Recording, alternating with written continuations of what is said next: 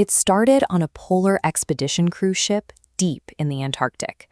A passenger developed a slight fever and an upset stomach, the kind of mild symptoms you'd expect from a routine travel bug.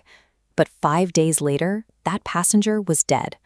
When his wife disembarked in South Africa, she developed the exact same symptoms and died within weeks.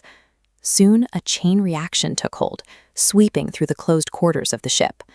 Lab results identified the culprit, the Andes strain of Hantavirus. Out of dozens of known variants, this is the only one capable of spreading directly from human to human. Trapped at sea, nearly 40 behind closed doors, they launched a coordinated search to trace 30 passengers who had already disembarked and scattered across 12 different countries, all while running press conferences to suppress public panic. The virus has an incubation period of up to 6 weeks. Those 30 people could have been mingling, traveling, and breathing shared air around the globe for a month and a half with absolutely zero symptoms. This international manhunt targets a scenario that is, in reality, a total statistical anomaly. The statistical danger of hantavirus is completely invisible, existing right now in suburban garages and rural banquets. Consider a delivery driver in Changsha who suddenly suffered multiple organ failures, or a woman ending up in a 35-day ICU battle after attending a rural banquet. Neither of them were bitten by an animal. Neither of them even saw a rodent. Certain mice and rats carry hantavirus their entire lives without a single symptom.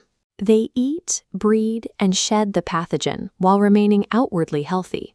This animation shows how it happens.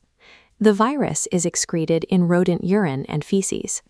Over time, those waste droplets dry up and break down, blending perfectly into ordinary particles of household dust. This creates a mechanism called aerosol transmission.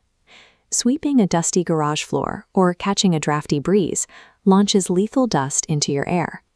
Once inhaled, the particulate matter rushes past the throat and trachea, dropping into the deepest spaces of your lungs, the tiny air sacs known as alveoli. We can see the virus bypassing the airspace and invading the endothelial cells, the microscopic tiles lining our smallest blood vessels.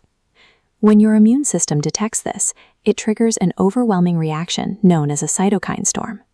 Think of the virus as a small kitchen fire. Your immune system is a panicked fire department that shows up and immediately starts bulldozing the entire house to put it out. The body destroys its own structure to reach the invader. The mechanical consequence of that immune attack is devastating. As those endothelial cells are destroyed, the walls of your blood vessels become highly permeable. They turn into biological sieves. In cases of pulmonary syndrome, blood plasma leaks straight out of the vessels and pools into the lung tissue. You can take deep, gasping breaths, but no oxygen reaches your bloodstream. The patient effectively drowns from the inside out. In other regions, this manifests as renal syndrome. That exact same vascular leakage hits the kidneys, flooding the organ tissue and triggering acute renal failure. Because the damage is driven by the body's own defense mechanisms, no direct antiviral drug can halt the progression once the storm begins. Global public health organizations fight 2 wars at once. They are actively tracking localized pathogens through silent institutional networks, while carefully managing information to prevent mass panic. That quiet surveillance highlights a significant divide in outcomes. While the isolated cruise ship saw a 40% death rate, the mortality rate in everyday society drops to less than 1%. Survival is a matter of buying time for the immune system to calm down.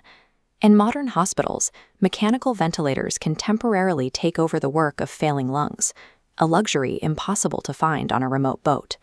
At the same time, continuous renal replacement therapy and dialysis machines artificially filter the blood, substituting for kidneys that have shut down. Surviving hantavirus is a function of how quickly a patient can be integrated into a high-tech medical grid.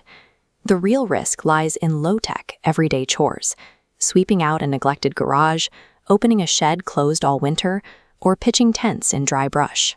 Disarming the virus requires zero advanced medicine. Before you start sweeping a dusty, enclosed space, open the windows, use a spray bottle to wet down the surfaces, and wear a basic mask to block the particles. Stopping a lethal biological storm starts with simple environmental management, understanding where the virus hides and keeping the dust on the ground.